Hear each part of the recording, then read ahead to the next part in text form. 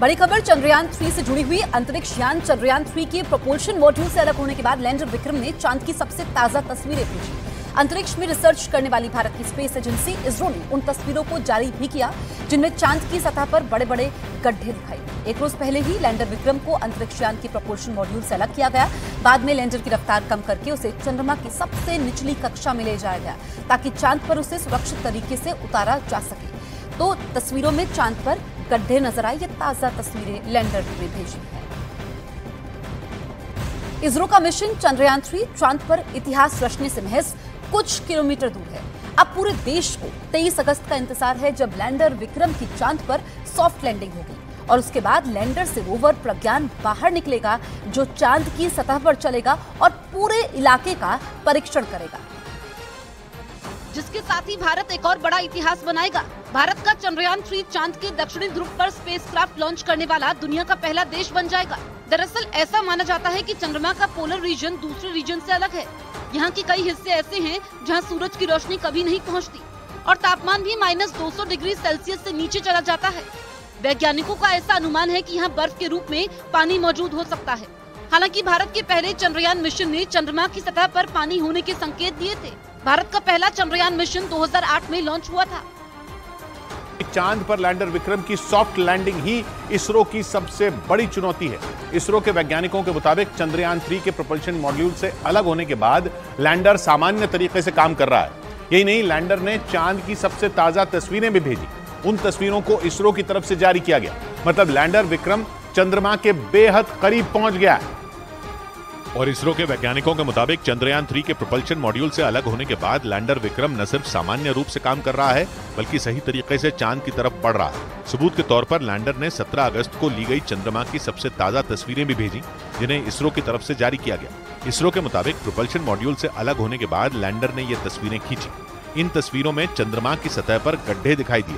इससे पहले 15 अगस्त को भी चंद्रयान 3 ने LPDC यानी लैंडर पोजीशन डिटेक्शन कैमरा से चंद्रमा की कुछ तस्वीरें भेजी थी और उन्हें भी इसरो ने शेयर किया। और इसरो के मुताबिक चंद्रयान 3 के प्रोपल्शन मॉड्यूल से लैंडर विक्रम को अलग करने के बाद उसे सफलतापूर्वक डी-बूस्टिंग के जरिए चंद्रमा की निचली कक्षा में ले जाया गया। डी-बूस्टिंग का मतलब अंतरिक्ष यान की रफ्तार को धीमा करना होता है। यानी मून मिशन के लिए निकला भारत का अंतरिक्ष यान चंद्रयान 3 आखिरी पड़ाव पार करते हुए चांद पर उतरने के लिए पूरी तरह तैयार हो गया, जो भारत के लिए किसी बड़ी कामयाबी से कम नहीं है, क्योंकि अगर सब कुछ ठीक रहा तो 23 अगस्त की शाम भारत चंद्रमा के दक्षिणी ध्रुव पर पहुंचने वाला दुनिया का पहला देश बन जाएगा। इसरो की तरफ से दी गई जानकारी के मुताबिक एक रोज पहले 17 अगस्त को दोपहर करीब 1:15 बजे चंद्रयान 3 के प्रोपल्शन मॉड्यूल को लैंडर विक्रम से अलग कर दिया गया। इस कामयाबी के बाद लैंडर विक्रम को डी-बूस्टिंग यानी रफ्तार कम करके चंद्रमा की निचली कक्षा में लाया गया, जहां से चांद की दूरी सिर्फ 30 किलोमीटर रह गई।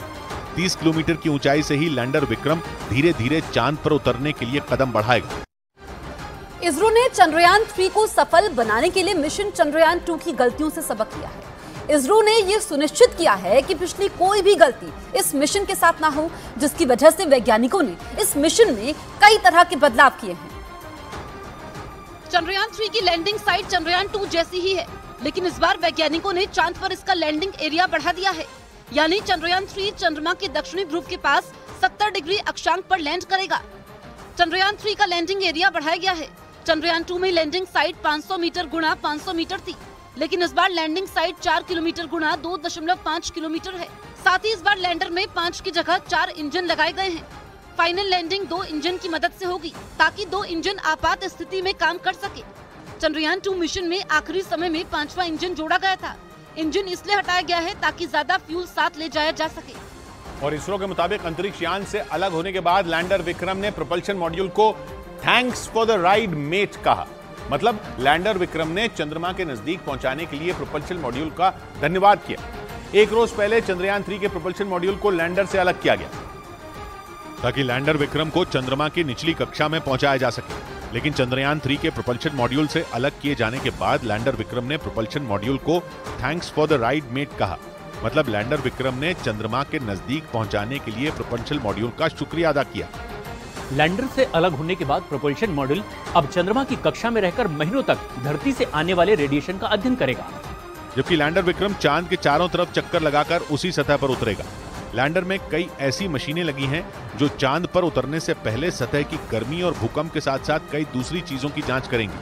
और इसरो के वैज्ञानिकों के मुताबिक चंद्रमा पर सॉफ्ट लैंडिंग के बाद चंद्रयान 3 वहां पानी की खोज करने के साथ दुर्लभ खनिजों का भी पता लगाएगा। वैज्ञानिकों को उम्मीद है कि विक्रम लैंडर 23 अगस्त की शाम को चंद्रमा के दक्षिणी ध्रुव पर उतरेगा। और चांद पर विक्रम लैंडर की सॉफ्ट लैंडिंग के बाद ही असली मिशन शुरू होगा, क्योंकि चांद की सतह पर उतरने के बाद लैंडर विक्रम की गोद में बैठा 6 पहियों वाला रोवर प्रज्ञान बाहर आएगा। रोवर का वजन करीब 26 किलो है, जो चांद पर 14 दिन तक रहेगा। इसरो के वैज्ञानिकों के मुताबिक इस दौरान रोवर चंद्रमा पर पानी की खोज और मिट्टी की जांच करने के साथ दुर्लभ खनिजों का भी पता लगाएगा। रोवर इस बात की भी जानकारी जुटाएगा कि चांद की सतह पर आंधी और भूकंप कैसे आते हैं। इसरो के मुताबिक प्रज्ञान रोवर सोलर पैनल की मदद से पावर जनरेट करेगा और ये सिर्फ लैंडर विक्रम से ही संपर्क कर पाएगा। मतलब प्रज्ञान रोवर लैंडर विक्रम को डेटा भेजेगा, जिसे वो आगे इसरो तक पहुंचाएगा।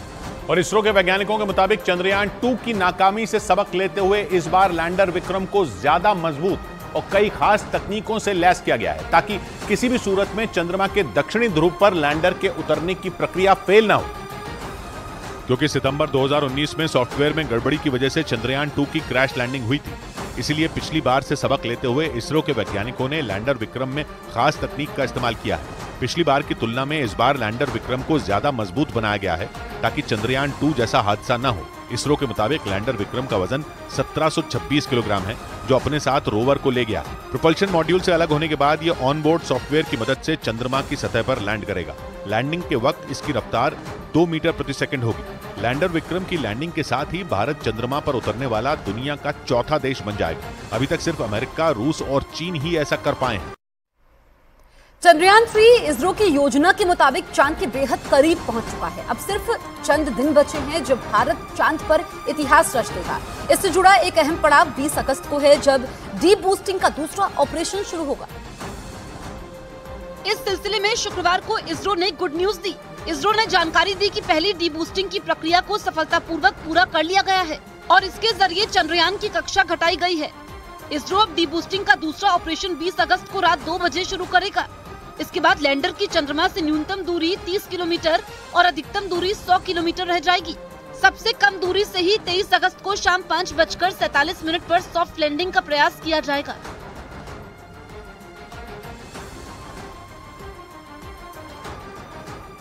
यान लूना 25 से 1/3 कम खर्च में ही चांद पर पहुंच जाएगा। चंद्रयान 3 भारत का तीसरा मून मिशन है, जबकि रूस ने 1976 के बाद, या यूं कहें कि 47 साल बाद पहली बार चांद का रुख किया।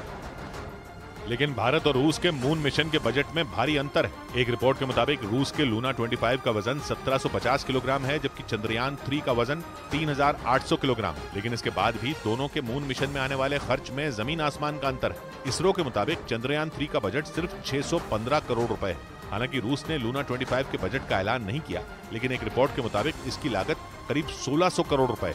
यानी रूस का मून मिशन भारत की तुलना में करीब 2.5 गुना से ज्यादा है। और तो और चंद्रयान 3 की लागत चंद्रयान 2 की तुलना में भी करीब 30% कम है। हालांकि रूस के अंतरिक्ष यान लूना 25 के भारत के लैंडर विक्रम से 1 या 2 दिन पहले ही चंद्रमा पर उतरने की उम्मीद है।